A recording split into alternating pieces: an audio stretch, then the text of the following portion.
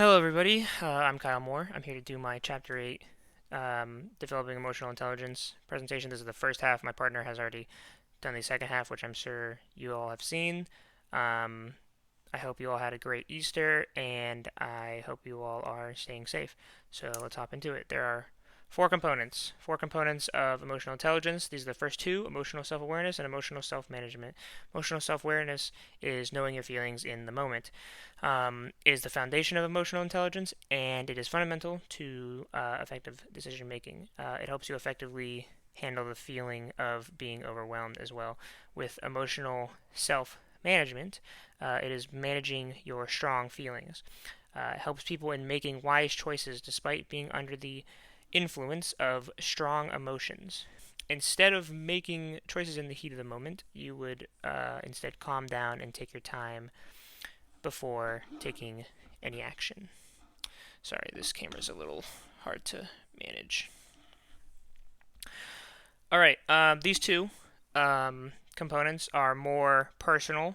They uh, deal with recognizing and effectively managing your own emotions rather than other people's. However, with these two, it is quite the opposite. Number three and four are social awareness and relationship management. With social awareness, you are empathizing accurately with other people's emotions.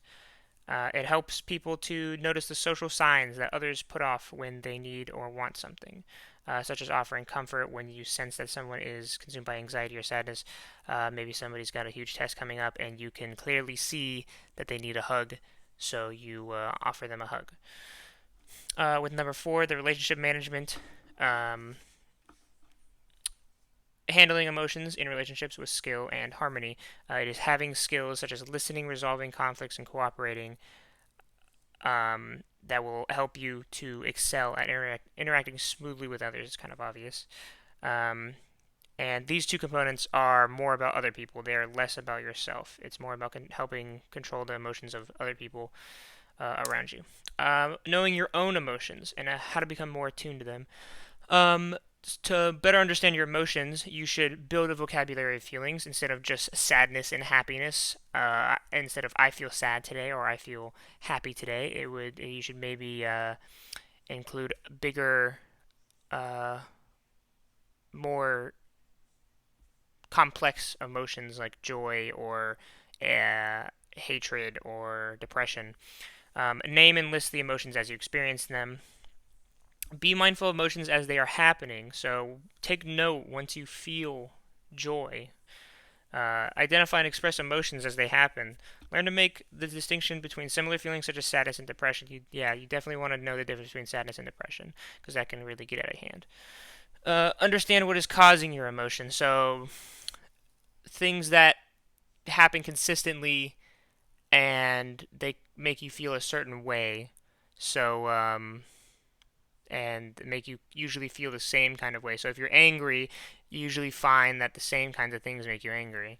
Um, like, uh, say somebody calls you stupid, and you're just like, wow, that really hurt my feelings, and I'm angry now.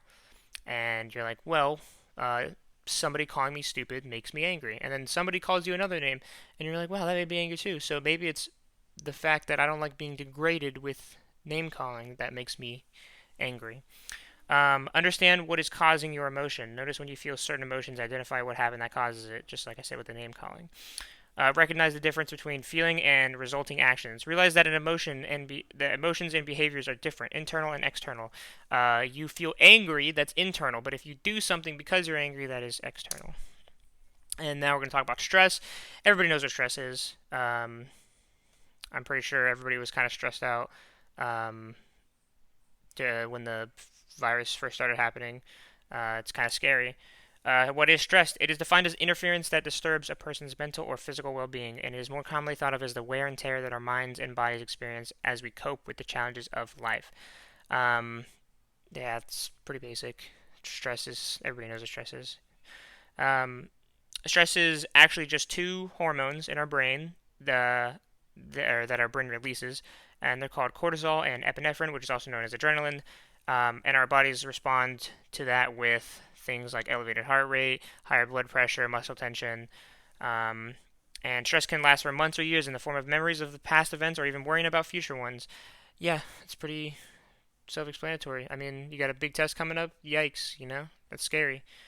Um, you are in a relationship, but in your past relationships, um, some bad stuff happened, and you're worried about that might happen again. The same thing. That's stressful. What happens when stress persists? It can lead to health issues affecting digestion, reproduction, growth, tissue repair, and immune system responses. And it is also estimated that 70 to 80% of all doctor visits are actually for stress-related illnesses.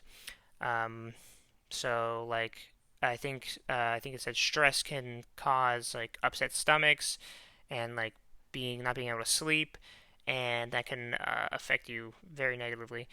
Um, and it can also negatively affect memory, making it especially hard on students. So you got a big test coming up, but you can't memorize any of the answers because you're too stressed out, and that just adds on to it. And then we got the forms of stress reduction: unhealthy and healthy. Um, Unhealthy stress reduction. It relieves your stress, but negatively affects you most of the time. The victim would usually take this route because it applies, or it awards instant gratification rather than an actual um, solution to the problem. So, activities such as drinking excessively, working, fighting, etc., are all forms of unhealthy stress reduction. They're all instant gratification rather than being able to figure out the problem and deal with it over time. With the healthy stress reduction, creators usually take this route. Although it does take longer, it allows them to get a grip on their stress rather than just mask it, and it allows you to manage your emotions intelligently to avoid being hijacked by an emotional upset. These are the symptoms of stress. We've got feeling overwhelmed, feeling angry, feeling anxious, and feeling sad. They're all pretty basic emotions, but these can definitely get out of hand if you are stressed out and you don't deal with them. Um, if you are experiencing any of these symptoms, you should definitely choose new behaviors and new thoughts to help you overcome those emotions. Lastly, we have choose your attitude. This one is pretty straightforward. Choose your attitude. Force yourself to feel a certain way towards something. Instead of feeling that you are forced into a certain attitude towards something, force your mind to imagine something better. Force your mind into a better mindset. Viktor E. Frankl, he was a psychiatrist. He was being held at a concentration camp by Nazis, and he was tired and hungry, and you know how bad it is. And he forced his mind that to instead of thinking about how he might die or how bad the situation was, he thought about in the future giving lectures at a college about experiences that he had, and that kind of pushed him forward to kind of work towards a goal. Like he's like, I'm gonna get out of here. And so that's how he overcame the situation. And that's what choosing your attitude really means: is to force your mindset into a better one to so that you don't like get brought down by depression or that kind of thing. So that's the end. All right. I hope you all stay safe, and maybe I'll see you all again someday.